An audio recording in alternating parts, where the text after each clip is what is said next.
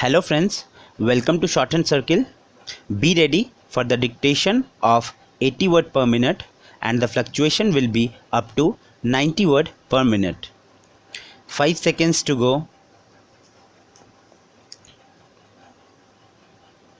In conclusion, I would like to say a word in regard to employment with which I have been dealing so far. According to the figures supplied, the number of displaced persons from Bangladesh employed through employment exchanges is only 37,000. This is very meager compared with their total number, which comes to 32 lakhs according to the official figures. This is with regard to Bangladesh refugees. The number of displaced persons from Pakistan employed through employment exchanges is not very encouraging, but still it is 75,000. I would urge upon the Honorable Minister to take this into consideration and see that something is done to find employment for these people. Of course, there is some expenditure incurred on general education and vocational training, but when we look at the number of persons who have been given vocational training, we find that the number already trained and under training is only 17,000. This figure also seems to be very small considering the magnitude of the problem before us. Some programs of general improvement have been undertaken by the government of West Bengal by way of setting up new industries, etc. These programs should be looked into and put into operation with a view to giving more employment to these displaced persons. Within the limited time at my disposal, I shall limit my remarks to refugees from Bangladesh. The first thing which strikes one as one looks at the various brochures and publications that have been given to us in the amount of contradiction one has to battle against. The first contradiction is in regard to the number of persons government think they have rehabilitated in West Bengal.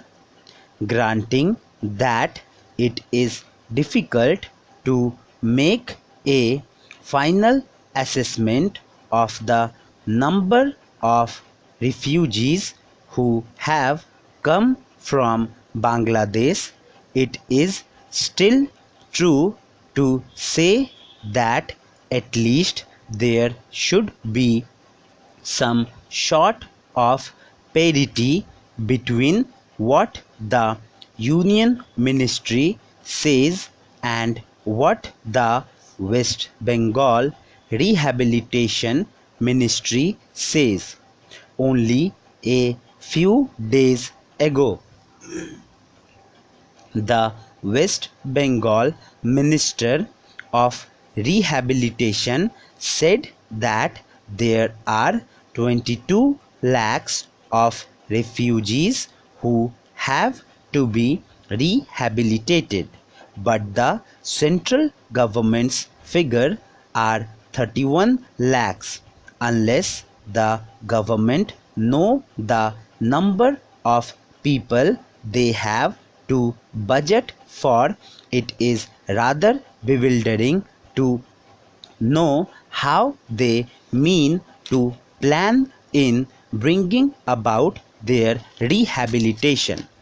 As a matter of fact, many other sources believe that the figure is far higher, but in any case, there should be some parity and some idea as to the extent of the rehabilitation problem which still remains before the people of West Bengal.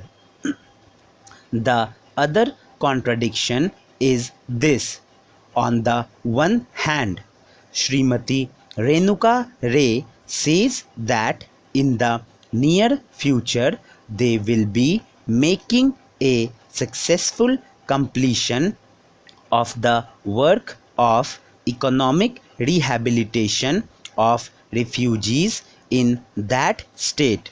But only last year Sri A.P. Jain said that as yet the problem of the displaced persons from Bangladesh was a matter which was giving some concern. I really do not understand why, in spite of Sri A.P. Jain recognizing that the problem is still quite serious, Srimati Renuka Ray should have made such a statement. Yet, when we heard the Honorable Finance Minister, we find that there has been a big shortfall in rehabilitation budget.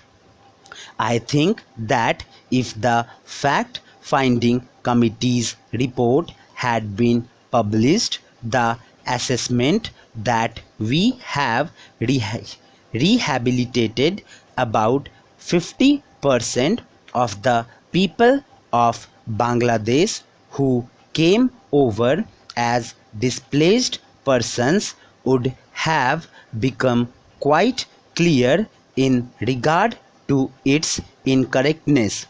As a matter of fact, when we went round the camps and colonies in West Bengal, we found that as yet not more than 15% of the people have been rehabilitated, in the sense that they are able to eke out their subsistence on the poorest levels.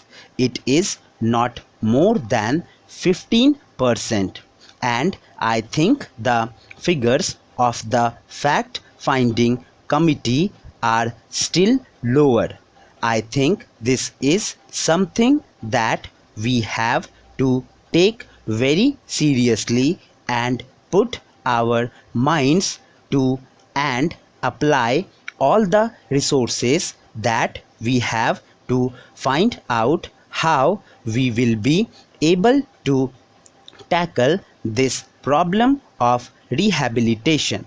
Now, coming to the question of relief, I feel that until we are able to give really proper rehabilitation, we cannot withdraw relief. It is no use arguing whether relief leads to lethargy and moral slackness unless our rehabilitation policies are fruitful. Have we any right to starve the people to death? As a matter of fact, Sri AP Jain may know that in West Bengal the incidence of tuberculosis amongst the refugees population is very high.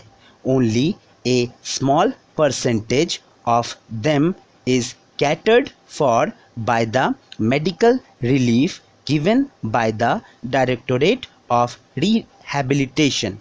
If I am to tell you the tragic fate of the refugees in West Bengal, I would refer you to a report which appeared in February 2004